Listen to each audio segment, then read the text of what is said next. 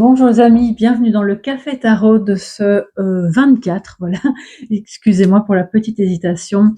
J'espère que vous allez bien, que votre semaine commence bien et que le printemps aussi commence bien pour chacune d'entre vous, qu'il apportera son lot de joie, de beau développement et puis de guérison aussi pour celles et ceux qui ont actuellement des problèmes de santé, soit physiques ou psychique, hein. C'est vrai que voilà, les guérisons peuvent être à tous les niveaux.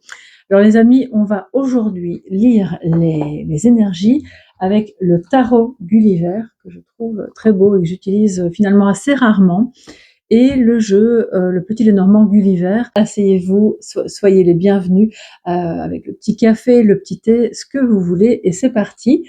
On y va pour ce mardi 24 mars. Toute la communauté Tarot Coaching, vous qui passez par là, soyez tous les bienvenus. On va voir ce qu'il en est. Voilà. Alors, les énergies positives comme négatives, donc de défis pour ce mardi 24.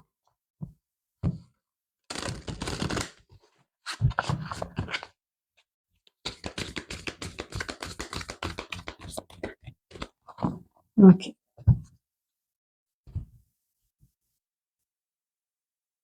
Alors, en positif, nous avons le roi d'épée. Très bien. En défi, nous avons le chariot. Alors, on a l'énergie d'un arcane majeur en défi, donc ça pourrait être assez dense. Je ne vais pas dire tendu, mais oui, ça pourrait être assez dense dans le fait dans l'intensité de ce défi à relever aujourd'hui, parce que je pense qu'en fait, on a ici affaire à quelqu'un, soit de vous ou une autre personne proche de vous, qui a beaucoup de doutes, qui par moments vacille un peu, n'a pas très confiance dans son jugement ou sur le chemin emprunté. Je pense que c'est bon, ok, je choisis ça, mais alors c'est le fait de renoncer à l'autre voie, et puis on hésite, on sait pas trop. Donc là, vraiment, ça pourrait vous agacer, même si c'est de vous à vous-même, ça peut arriver aussi. Et donc le défi, c'est justement de se poser pour faire un choix, pour parvenir à passer au-dessus des doutes, choisir son chemin, choisir sa voie, son opinion, se dire que oui, il pourra y avoir des obstacles dans la voie que vous allez suivre, mais en même temps, quelle voie est dénuée d'obstacles? Je pense que ça n'existe pas, et vous êtes tout à fait à même de les relever, même si certains sont plus gros, prennent plus de temps que d'autres. Alors, excusez-moi pour le petit défaut de prononciation.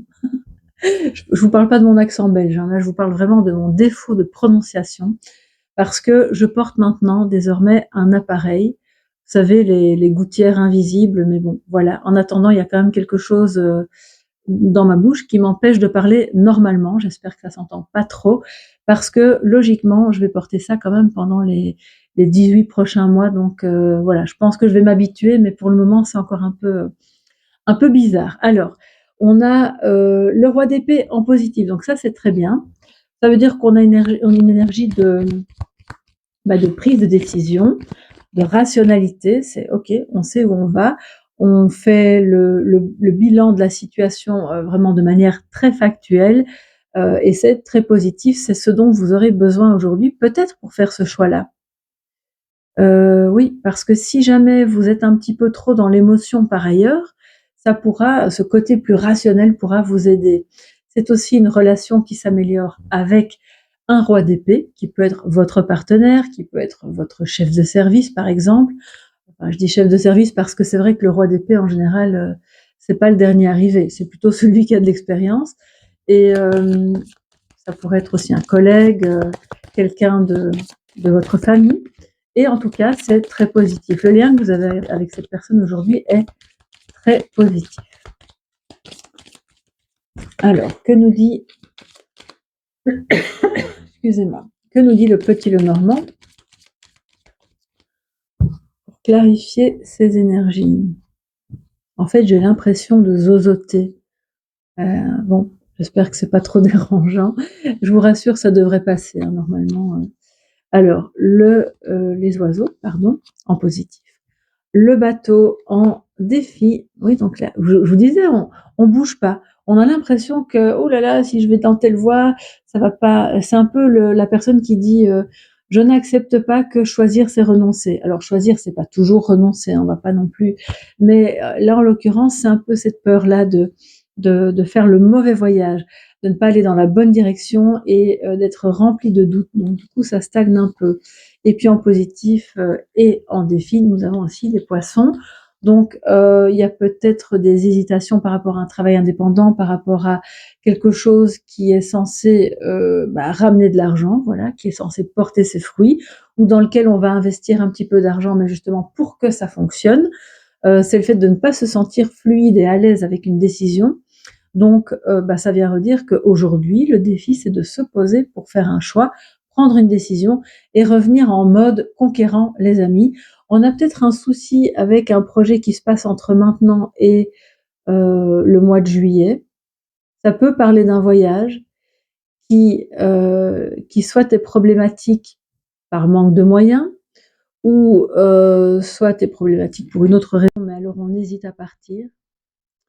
Il y a beaucoup d'hésitation, oui, ça c'est évidemment, c'est jamais bon parce que je crois que c'est bien de pouvoir mettre dans la balance tous les choix possibles, mais à partir du moment où hésiter vous fait trébucher, c'est là où on a un problème. Donc je pense que si vous n'êtes pas OK aujourd'hui pour prendre une décision, c'est pas grave. Il vaut peut-être mieux reporter à demain ou à un autre moment, plutôt que de laisser le doute gangréner votre esprit. Ouais, c'est un peu ça en fait.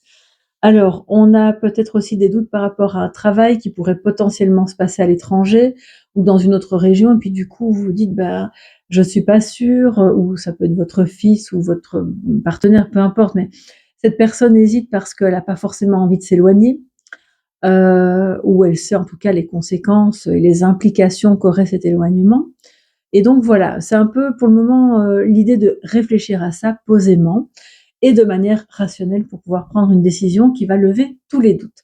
Ensuite, en positif, justement, on a ce roi d'épée là, des décisions, le fait de trancher, d'être rationnel et de communiquer de manière posée et rationnelle, avec des mots qui ne prêtent pas à confusion, avec des mots qui sont fluides, qui parlent peut-être de chiffres, hein, on le voit, qui parlent aussi de...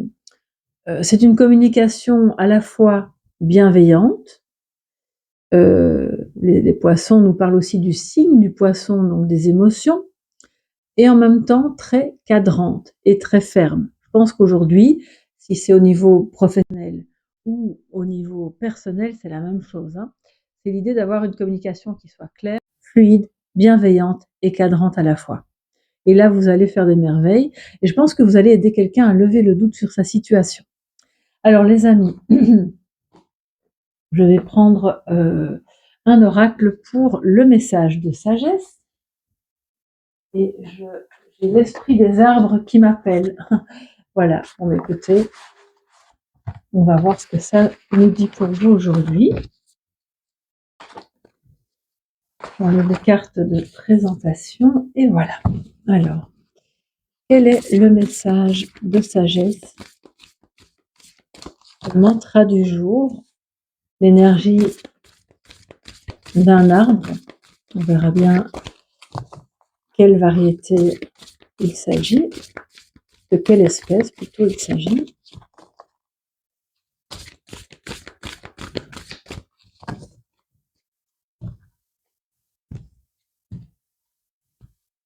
Et nous avons le chêne. Waouh, la solidité, les amis.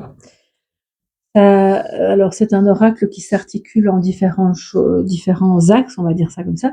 Les pensées, les émotions, je sais plus, les intentions, il y a aussi le corps physique. Et là, on est tombé sur les pensées.